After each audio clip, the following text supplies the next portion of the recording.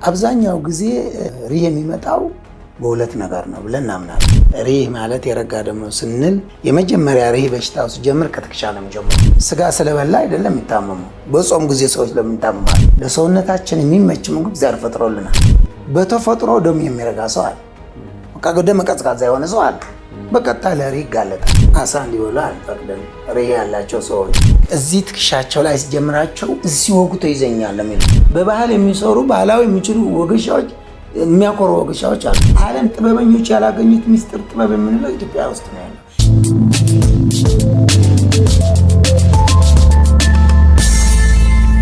እንሰጠው ያለ በስሙ የሪህ ሕክምና ነው የሚባለው። ሪህ ማለት የረጋ ደም ነው። ዩሪክ አሲድ ስንል ስብ ማለት ነው። እነዚህ ሁለቱ ሲጣመሩ በሰው አካል ላይ ከባድ ህመምና ስቃይ ያመጡ ናቸው። በተለይ በቅርብ ጊዜ ስለሆነ የረጋው ደም መተላለፊያ ቱቦ ውስጥ ጠቦ ጉልበት ላይ ያብጣል፣ ቁርጭምጭም ላይ ያብጣል፣ እጆቻችን፣ ጣቶቻችን፣ መገጣጠሚያ በሙሉ ያብጣሉ። ይሄ ህክምና ያው ዓለም ብዙ አውቆታል ማለት አይቻልም። የዚህ ሁሉ በየህክምና በየሆስፒታሉ ያለ መጨናነቅ ግን የሪህ ችግር ነው ቢል ማጋነን አይሆንም። ምክንያቱም ሰው በሰውነት ያለው ስቃይ ህመሙ እየበረታበት በየሆስፒታሉ ያለው የመገጣጠሚያ ችግር ህመም በቃ በብዙ ሰው አሁን በምናየው የሪህ ህክምና ነው። ሪህ ማለት የረጋ ደም ነው ስንል የመጀመሪያ ሪህ በሽታው ሲጀምር ከትከሻ ነው የሚጀምረው። ብዙ ሰው የማይረዳ ብርድ መታኝ ነው የምንለው። ብርድ መታኝ ምንድነው? ወግ ትከሻዬን ያዘኝ ቀፈደደኝ፣ ኃይለኛ ብርድ ነው መታኝ። ያ የረጋ ደም ነው መገጣጠሚያ ላይ ያዘ እዚህ ትከሻችን። ከሱ ትከሻ ከያዘ በኋላ ወገብ ላይ ያዛል። አሁን ሰዎች ወንበስ ቀና ብሎ ስራ ሊሰሩ እንደዚህ በቃ መኝታ ላይ ምቾት ያንሳቸዋል፣ ይቆጠቁጣቸዋል። የት? ወገብ ላይ። ይህን ከተቆጣጠረ በኋላ ጉልበት ይይዛል። ጉልበት ላይ ቀጥታ ያብጥ መገጣጠሚያ እግሮቻችን ይቆጣጠራል። ከተቆጣጠረ በኋላ እብጠት አይጀምርም። ቀጥታ ከዛ በኋላ ሙሉ ሰውነታችን ወደ እጅ ይወጣል። እጃችን በደንብ የሚጨብጥ የነበረ እጅ ሰነፍ ይላል።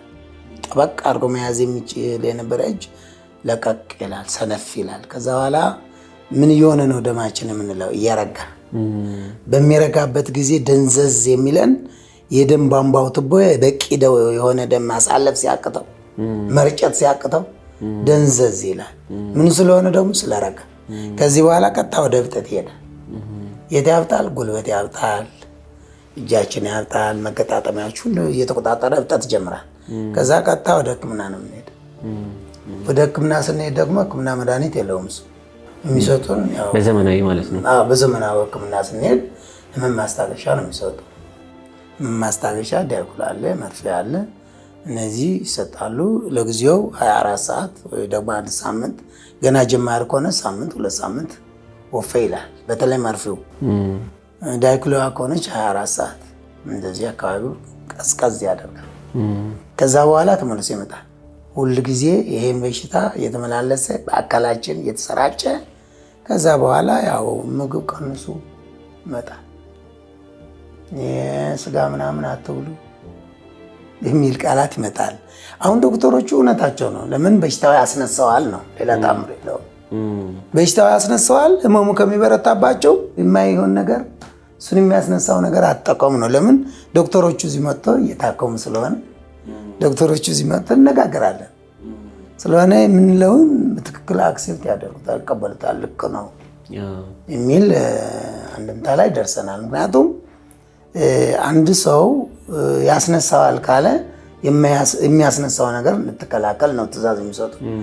በአንጻር ግን ከባድ ደግሞ ችግር አለበት። ሰውነታችን እግዚአብሔር ሲፈጥረን ለሰውነታችን የሚመች ምግብ እግዚአብሔር ፈጥሮልናል። በቂ የሆነ ምግብ መውሰድ ስናቀት ሰውነታችን ምን ይሆናል? ሬዚስታንት ያጣል። ምክንያቱም አሁን የኢትዮጵያ ሕዝብ ከስጋ ተላቀ ኖር ብትለው እንዴት ብሎ ይችላል? ስጋ ሳይበላም ሆነ አቅም እንደ ቤተሰብ እየበላ አንተ እንዲያው ጅብና አንበሳ እንደመሆን ነው። አንበሳ የያዘው እንስሳ ጅብ ሂዶ ዘሎ ሊበላ አይችልም። ስለሆነ እንደዛ ሆኖ በርቀት ቤታቸው እየተበላ እነሱ በምክንያት ርቆ ነው የሚቀመጡ። አሁን ግን ይሄ ብሉ ነው የምንለው፣ ሰው ይብላ። ለምን? ስጋ ስለበላ አይደለም የሚታመመው። በጾም ጊዜ ሰዎች ለምን ይታመማሉ? ከስጋ ርቆ በተቀመጡ ቁጥር ህመሙ ግን አለ። ስለሆነ ስጋ ብቻ ነው የሚያሳመው ብለን አናስብ። አትክልት ብቻ የሚበሉ ሰዎች ይታመማሉ። ስለዚህ ስጋ አንዱ እዚህ መጥቶ ስታከም ሲያጫውተኝ መምህር የሚሉት እኮ ልክ ነው እኔ ጋር አለ። እንዴት አልኩት። ስጋ እንደፈለኩ ነው የሚበላው አለ። እንደፈለኩ እበላለሁ፣ እንደፈለኩ ሁሉም እበላለሁ። እኔ የሚያስነሳኝ ቲማቲም ያለችባት ወጥ ከቀመስኩ ነፍስ ውጭ ነፍስ ግቢ። ቲማቲም ከቀመስኩ ነፍስ ውጭ ነፍስ ግቢ ነው አለ። እንግዲህ ቲማቲም በሬ ሆኗል ማለት ነው። ስለሆነ አሁን ጥናት የምናጠናው ስጋው ብቻ አይደለም። የምንወስደው ምግብ ለሰውነታችን የሚስማማ የሚመጠን ምግብ የትኛው ነው ብሎ መከላከል ያለበት ግለሰቡ ነው። በሐኪም ቤት ሊከለከል ይገባል ብዬ አላምነው። አሁን ዶክተሮችም ሲያዙ አይ ለሰውነት የማይስማማ ምግብ ቀንስ የሚለው ይመጣል። ግን በምግብ ግን በማንም ነገር ምግብ እንዲከለከል ሰው ባይሆን መልካም። ቅድም ሲያነሱ ምን ብለዋል? ሁሉም ሰው ሪህ ይኖረዋል ብለዋል። እና የመጀመሪያው ነገር እንዳለበትና እንደሌለበት አንድ ሰው ሲመጣ እንዴት ነው የሚያውቁት? እንዴት ነው የምርመራው ሂደት የመጀመሪያው የሚለው ነገር ነው። ሁለተኛው መንስኤው ምንድን ነው? የደም መርጋት ከምንድን ነው የሚመጣው የሚለውን ቢያስረዱን ጥሩ ነው። መንስኤው ስንል አብዛኛው ጊዜ ሪህ የሚመጣው በሁለት ነገር ነው ብለን እናምናለን። አንዱ ከዘር አለ፣ ሁለተኛ ከአመጋገብ። ይሄ ከአመጋገብ የሚለው በደንብ ጥናትን አካሂጄዋለሁ። ስለሆነ ከአመጋገብና ከዘር ይመጣል። በተፈጥሮ ደም የሚረጋ ሰው አለ፣ ደም ቀዝቃዛ የሆነ ሰው አለ፣ በቀጥታ ለሪህ ይጋለጣል። ደሞ መቃታ የሆነ ሰው ደግሞ በቀላሉ ለሪህ አይጋለጥም። ምክንያቱም ሪህ ቀዝቃዛ ነው የረጋ ነው ስንል ደሞ ሞቃታ የሆነ በተለይ ኦፕላስ የሚባሉ በቀላሉ አይጠቁም። እነዚህ ደሞች በቀላሉ አይጠቁም፣ የመቋቋም አቅም አላቸው። እና የሪሁ መነሻው በቤተሰብ በዘር ይመጣል፣ በአመጋገብ ይመጣል። በአመጋገብ ስንል ምን አይነት ምግቦች ናቸው የሚያመጡት ነው ወይስ እንዴት ነው? እሱን በደንብ ሰፋ አድርጉ ያብራሩ። ለምሳሌ አሁን ምግብ ስንል መነሻ ነው አይደል? የበሬ ስጋ ምናምን ነው የምለው። ቲማቲም ደግሞ ሽሮ ደግሞ ሲበላ ሰው ይታመማል። ስለሆነ እነዚህ ምግቦች አትብሉ አንልም። ካልበሉ ምን ሊሆኑ ነው? ጤና ያጣሉ። ሰው በአግባቡ ካልተመገበ ሪስታንስ ያጣል፣ አቅም ያጣል። በቀጥታ የበሽታ መጠራቀሚያ ነው የሚሆነው ሙሉ በሙሉ። ማንም በሽታ ጉንፋንም ከያዘ መቋቋም አይችልም። ስለሆነ ምግብ ይብላ፣ ከበላ በኋላ በሽታ ይቋቋማል። በሽታው ሲመጣ ማስወገጃ መንገድ እግዚአብሔር አሁን ከፍተዋል። አካል ማስወገድ ነው። ስለዚህ ያው አመጋገባችን ለደም መርጋት ሊያጋልጠን ይችላል። ግን ደማችን ሲረጋ በቶሎ የሕክምና አገልግሎት መውሰድ ይችላል። አሁን የምንሰራው ያለከው ሙሉ በሙሉ ከአካል ነው የምናስወግደው። አሁን ስራ ከጀመርኩ ጀምሬ በ2014 ሰራላቸው ነፃ ነን፣ የፈለግን እየበላ ነው እያሉ ስጋ ይበላሉ፣ ቁርጥ ይበላሉ። ግን እኔ እንዳይመገቡ የሚያዘው አሁን እዚህ ያስጠነቀቁ ነው የሚሰጣቸው። ብሎ እንዳገኙ ብሎ አልልም። አሳ እንዲበሉ አንፈቅድም። ሪህ ያላቸው ሰዎች ለምንድን ነው? ምክንያት ፕሮቲን አለው፣ ኃይለኛ ሀይ ፕሮቲን አለው። ቁርጥ ደግሞ ሁል ጊዜ አዘውትሮ አለመብላት። አመት በዓል ሲሆን ከቤተሰብ እንደ ሴረሞኒ ሊጠቀሙ ይችላሉ። ግን ጮማ ያልበዛ እሱም አንድ አጋጣሚ ካልሆነ በስተቀር አዘውትሮ ቁርጥ ስጋ አለመመገብ። የምላስ ሰንበር ብሎ የሚበላ ነገር አለ። ምላስ ሰንበር ማቆም፣ እሱ አደገኛ ነው። ሰው ግን አይረዳው። ከክፍለ ሀገር አሟቸው መጥቶ እዚህ ደግሞ እብጠት ከሌላ እኔ አልሰራው። ምክንያቱም ንጹህ ደም ስለምናወጣ ንጹህ ደም እንዳይወጣ ስለምንከላከል ካላበጠን ያልነካው። አሁን እዚህ ማአት እዚህ ይመጣል፣ ሁሉም ስለመጣ አልሰራው። ምክንያቱም ንጹህ ደም እንዳናወጣ፣ በሰው እድሜ ላይ እንዳንቀንስ። የሚመጣው በር የሚዘጋው ያለ የረጋ ደም ነው። ያ የረጋ ደም ነጭ ደም ሴል ስንከፍተው ቀጥታ ንጹህ ደም ስርዓቱ ጠብቆ ይሄዳል። ሲዘጋው የነበረ ስለሆነ እዚህ ሲመጡ በቃ ቀጥታ መጠጥ ሲጠጡ ይነሳሉ። እኔ አሁን መጠጥ አልፈቅድም ማለት አልፈቅድም ሲል እኔ አይደለም አልፎ አልፎ አጋጣሚ እንጂ መጠጥ ተገኘ ተብሎ ዊስኪ፣ ጠጅ፣ አረቅ፣ አልኮሎች እነዚህ ከባዶች ናቸው። ማለት አትጠጡ አይደለም እንለው፣ በመጠኑ አእምሮ የሚጎዳ ኑሮ የሚያፈናቀል ትዳር የሚጎዳ ክብርን የሚቀንስ ይቅርና ምግብ በአግባቡ ስንበላው ነው አይደል የሚጣፍጠው። ከአቅም በላይ የተጠቀምከው ነገር ሰላም አይሰጥም። ማረም ሲበዛ ጥሩ አይደለም። ሁሉም በልክ ስናደርገው በጣም ደስ ይላል። ስለሆነ አትጠቆሙ አይደለም እኔ የሚለው በመጠኑ በተለይ በሽታ ያላቸው ሰዎች በጣም ስሬስ በሆነ ጥንቃቄ። ምክንያቱም ስቃዩ እነሱ ያውቁታል። ስቃዩ እጅግ ከባድ ነው። አትጠጡ ፍጹም አትጠቁም አይደለም፣ በመጠኑ ተጠቀሙ። መንስኤውም መፍትሄውም የምንለው ይሄ ነው። እንግዲህ ቅድም ከጠቀሱት አንጻር አሁን እብጠትም ሳይኖር ሰዎች አስቀድመው ሊመጡ ይችላሉ ስሜቱ ሲሰማቸው። እሱን ያኔ አሁን ደም መርጋቱን በምንድን ነው የሚያውቁት? ለምሳሌ ከትከሻ አካባቢ ይጀምራል ብለዋል እና እንዴት ነው ደም መርጋቱ የሚያውቁበት መንገድ ምንድን ነው? እዚህ ትከሻቸው ላይ ሲጀምራቸው እዚህ ወጉቶ ይዘኛል የሚሉ እብጠት አንጠይቅም። እብጠት የሚጠይቀው እኔ እጅ ላይ፣ አጥንት ያለበት ቦታ፣ ጉልበት ላይ፣ ቁርጭምጭምት ላይ እነዚህ መገጣጠሚያዎች ካላቦጣ አይሆንም። ለምን? አንዱ አጥንት ስለሆነ መሳሪያው አይዝልን። እኛ ደግሞ የረጋውን ቱቦ የዘጋውን መገጣጠሚያ መስመር ስለሆነ በጥንቃቄ እሱ ነቅለን ለማውጣት የግድ ማበጥ ይጠይቃል። ልክ ካላበጠ ቆሻሻውን ጠርጎ ያወጣልን። እዚህ ትከሻ ከሆነ ግን በትክክል እዚህ ነው የሚያመኝ ብሎ በትክክል ህመም ያለበት ቦታ ካሳዩን እጃችሁ እስኪ እንደዚህ ተንቀሳቀሱ ስንላቸው እንቅስቃሴ ያሳጣቸዋል፣ አይችሉም። እዚህ ወገባቸው ጎንበስ ቀና ቁጭ በሉ ቀና በሉ ስንላቸው አይሉ። ምን ሆነዋል? ደሙ ረግጦ ምችት ሳጥቷቸዋል። ስቃይ አለ።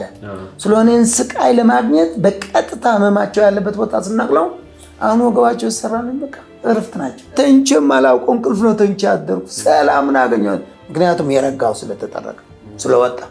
ስናወጣው ደግሞ እያዩትም አውጥተን እናሳያቸዋለን። የረጋውን ደሙ ከአካል ሲወጣ በጣም ከሰል መስሎ ነው የሚወጣ።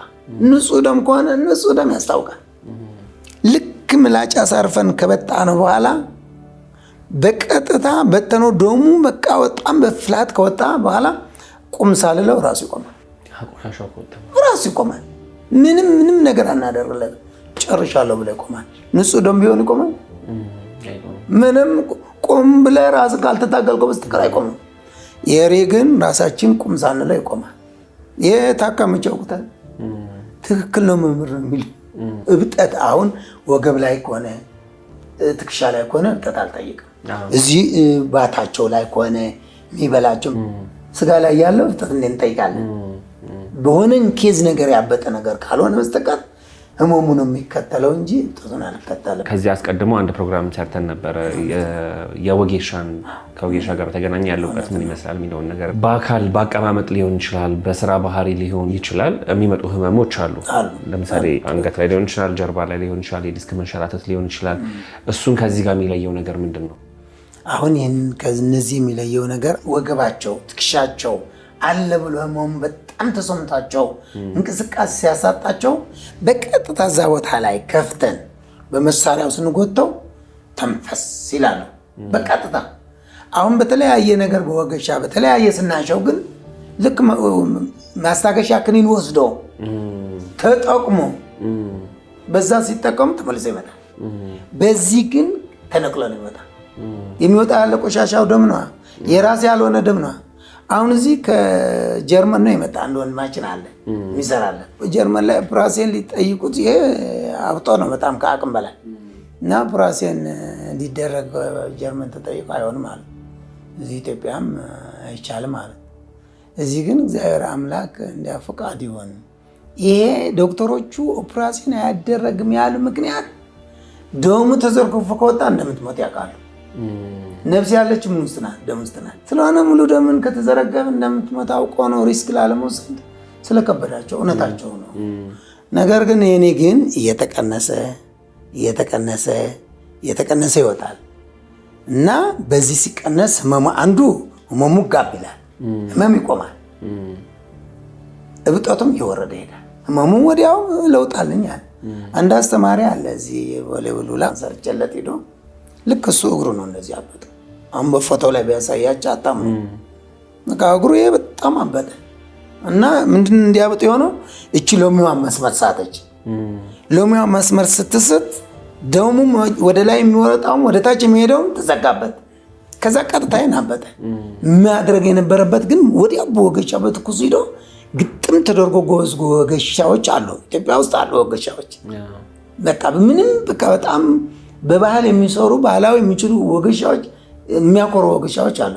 ልክ በዛን ሰዓት አስተካክሎ ወገሻውን ቦታ ላይ አስገብቶ በጆሰ ግጥም ተደርጎ ያዝ የእግር ከመስመር ውጭ አይሆንም ነበር።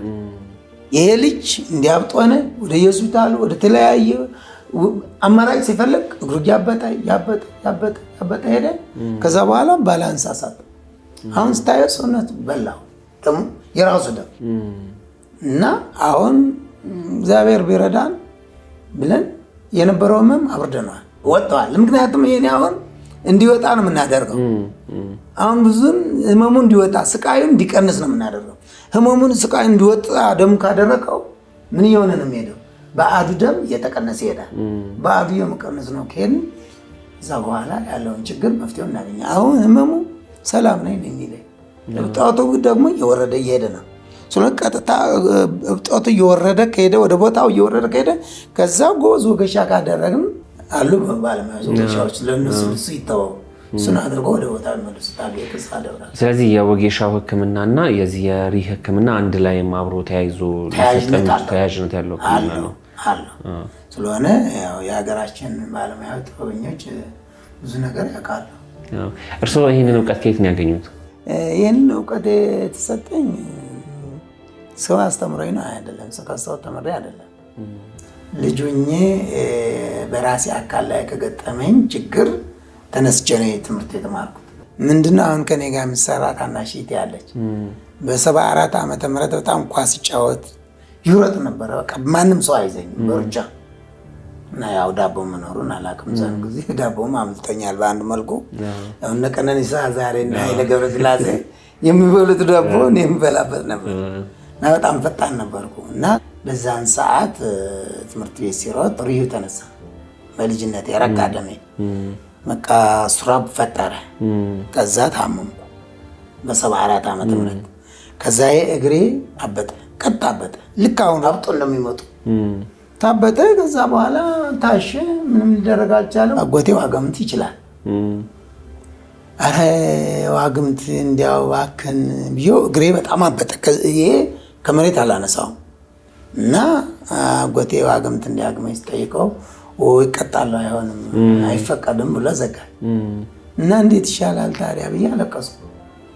አይ እንግዲህ ምንም ማድረግ አልችልም ብሎ እምቢ አለ። ዋግምት በደንብ ይችላል፣ አባቴንም አይችልም።